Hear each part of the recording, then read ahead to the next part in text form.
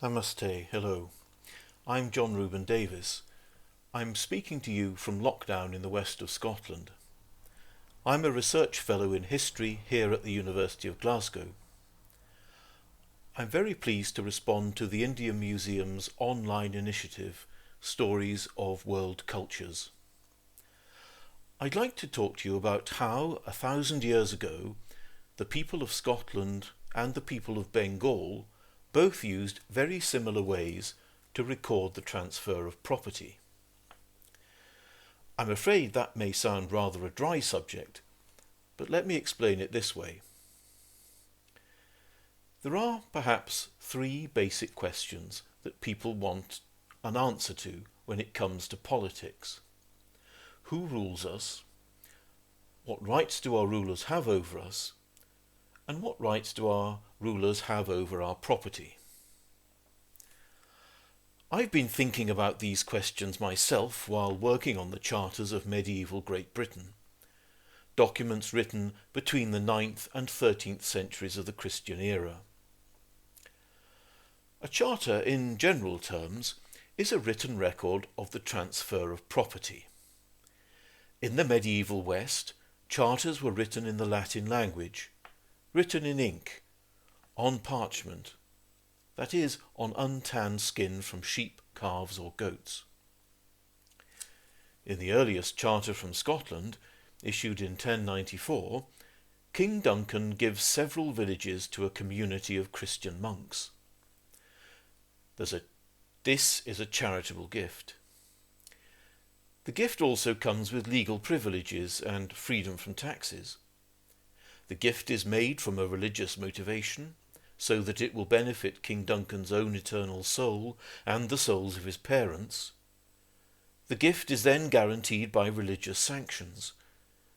The document was written by a scribe, and the scribe identifies himself by name. Now, it wasn't until my first visit to Calcutta in 2011 that I realised records of a very similar type from the same historical period existed in India too. The India Museum, along with the Asiatic Society and the West Bengal State Archaeological Museum in Behala, hold many copperplate inscriptions from early medieval Bengal.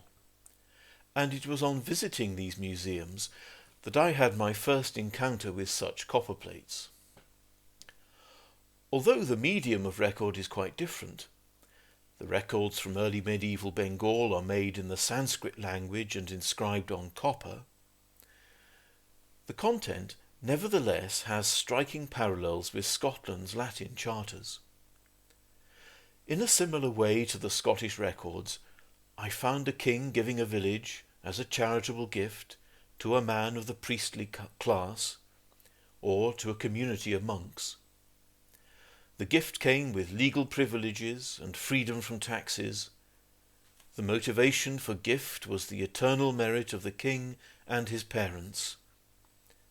The gift was guaranteed by religious sanctions. The text was inscribed by an engraver who identified himself by name. But there's more. Not only were the terms of the property transfer similar, but the very language used to make the transaction was closely related. And here we come back to the importance of Bengal and Calcutta in particular.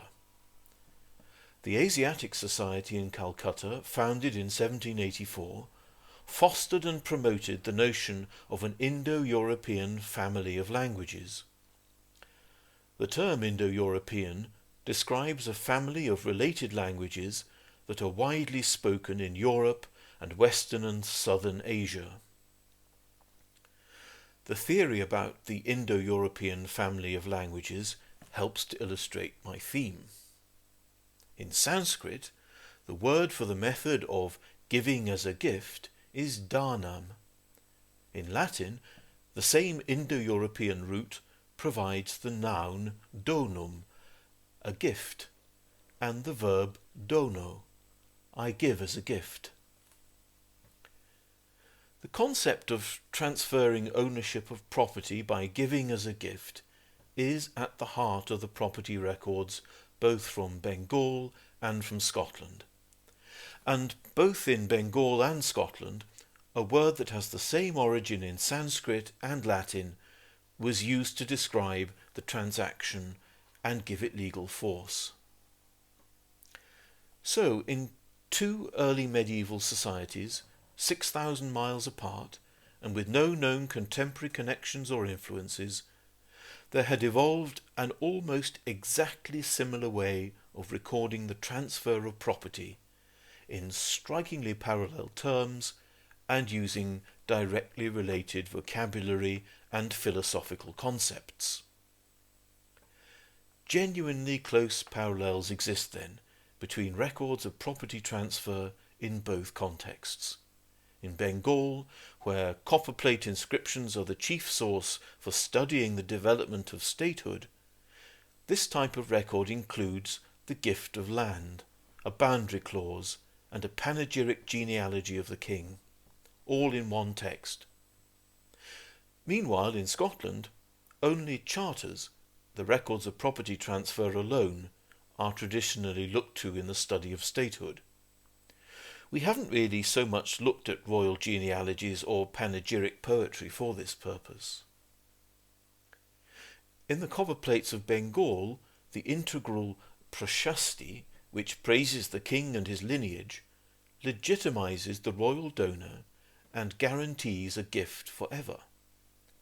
In Scotland, the royal genealogy was never part of a charter, but a document containing the royal genealogy was always read out at the inauguration of the Scottish king at the beginning of his reign.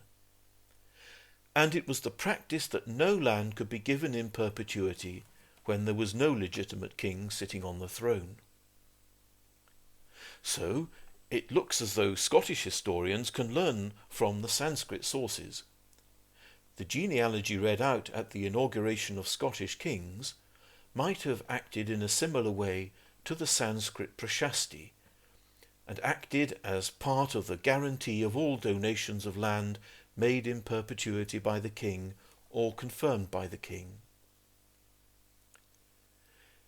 The Latin and Sanskrit sources have another important feature in common. Both display intricate similarities in the way the boundaries of the land being transferred are described. The Sanskrit copperplates, as well as the Latin charters, can record detailed geographical narratives of the location of the gifted land and its surrounding natural and built environs. These are therefore very important historical sources for understanding the rural settlements of the early medieval period. The inscriptions from Bengal also show us that even non-Brahmin occupational groups held land in the early medieval period. In both cases, then, we've been aiming to understand the rights and powers a ruler had over a subject's land, and how possession of land related to administration of the law and the development of government. In the end, returning to our questions of who rules us and what rights they have over our property, we can come to three key conclusions about Bengal and Scotland 1,000 years ago.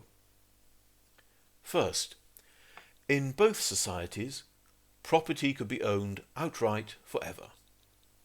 Secondly, a very similar conceptual and textual framework evolved to record and guarantee the conveyance and ownership of property. And third, in each context, the king was the supreme authenticating authority, the fount of justice and property holding. But it was only as the legitimate heir of his ancestors, proved by the publication in copper, parchment or stone of his genealogy, that he could govern and guarantee the rights of his subjects. Now, you can read more about this subject in a free e-book, which I worked on with Professor Swapna Bhattacharya, formerly of the University of Calcutta. The book's called Copper, Parchment and Stone. It contains a series of essays contributed by other colleagues from the universities of Calcutta and Glasgow, and you can find a link to this free resource in the description below this video. In the meantime, thank you for watching this video, and I hope you all stay safe, stay well, and stay home. Goodbye.